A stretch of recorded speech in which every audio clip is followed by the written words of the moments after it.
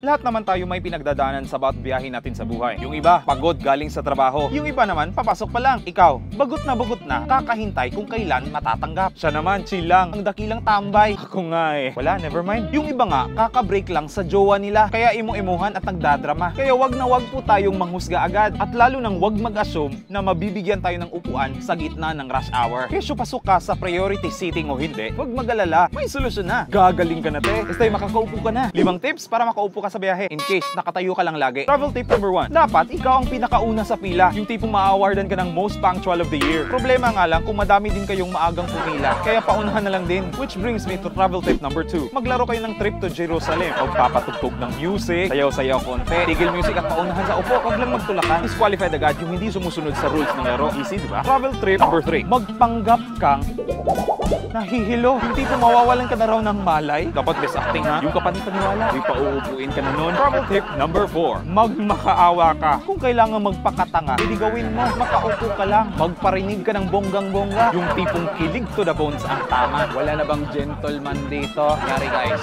Travel tip number 5. Bring your own chair. Hindi na kailangan i-explain. Bigyan ng upuan yan. Tingnan lang natin kung hindi ka masita. Kasi disturbo ka sa daanan. Masikip na nga, dumagdag ka pa sa congestion. Hindi naman maiiwasan ng galit at bugso ng damdamin. Kaya may nasasabi tayong mali o nasasaktan natin ang isang tao. Yung naglalabas lang naman tayo ng sama ng loob. Pero tandaan din natin na meron at merong makakapunan nito. Kaya be careful on what you post and think before you post it. Sabi nga nila, all is fair with love and war. Teka, anong connect na? Basta yung pantay na lahat ng tao sa lahat ng bagay. Mapababae ka man o lalaki, matanda o bata, lumpo o hindi, o mahirap o mayaman. Nasa tao na talaga yon. Yung may pagkukusa, willingness and initiative. Diba? Siya manhid at paasa. Ikaw naman, asumera. Partner kayo in crime. Ay, share mo rin to para makaupo rin ng lahat.